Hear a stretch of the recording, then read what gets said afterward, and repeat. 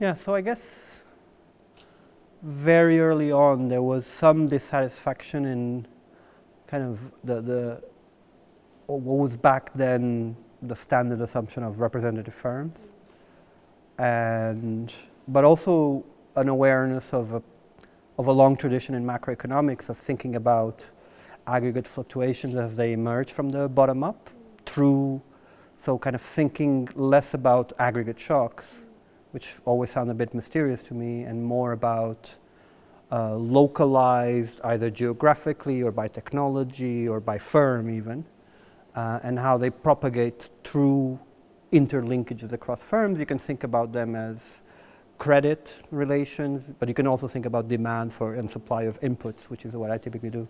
So I got into that my initial foray into this literature was about under what conditions, if you now think of the entire economy as a supply chain, as a big network of buyers and suppliers that ultimately supply final goods or GDP,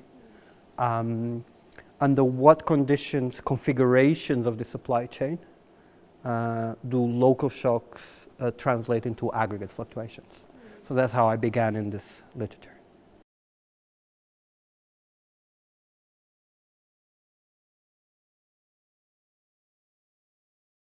There's a bunch. So I think right now there's kind of a research program, and on the research end, on the more conceptual end, there's at least two areas. One is, the entire premise is that it's interesting to go from micro to macro, from bottom up. But that kind of is interesting to the extent that you can incorporate more micro detail, that you can kind of better understand the frictions or say competitive positions and oligopolistic competition, say in local markets, or credit constraints affecting in very particular way different agents. So kind of to bring the heterogeneity and the frictions at the micro level at an interesting way, and still keep the models tractable enough that you can still do the aggregation. So that's kind of a tall order, but there's a lot of bright people working on that type of problems of kind of introducing more realistic heterogeneity at the micro level, on the one hand. On the other hand, still on the research end, once you think that kind of these supply chains and networks more generally matter, the follow-up question is where do they come from? And so kind of endogenous networks, how firms form supply linkages, there is lots of great contributions out there, but it has proven harder to get like a workhorse tractable model to incorporate, say, all the way down to applications, bread and butter, say there's a monetary policy shock. This affects firms in this way, but they may rewire their supply chains as a response. And we still don't know very well how to do that. There's a very different bottleneck in this literature, which is lack of data. Because as you kind of demand more and more data at the micro level, all interconnections across firms, all frictions, you start to demand a lot of, and so that's another bottleneck that people are working on.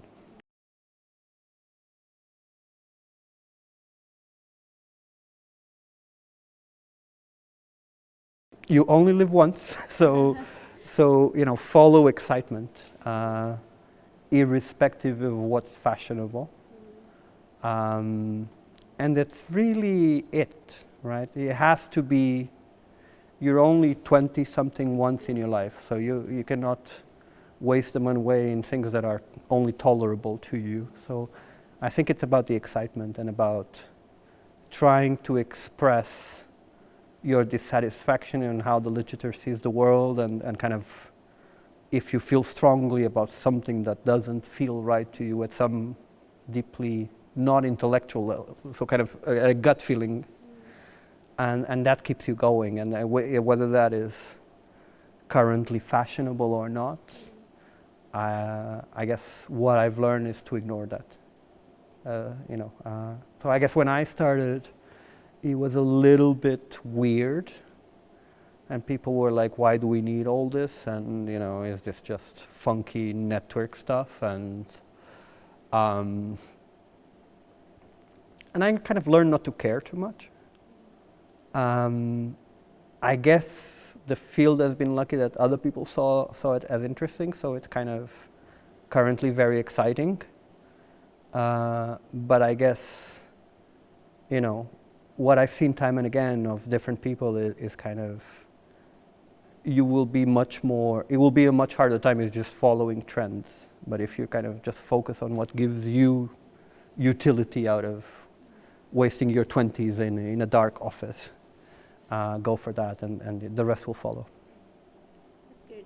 Thank you so much. Thank you. Thank you very much to IIT Delhi and students.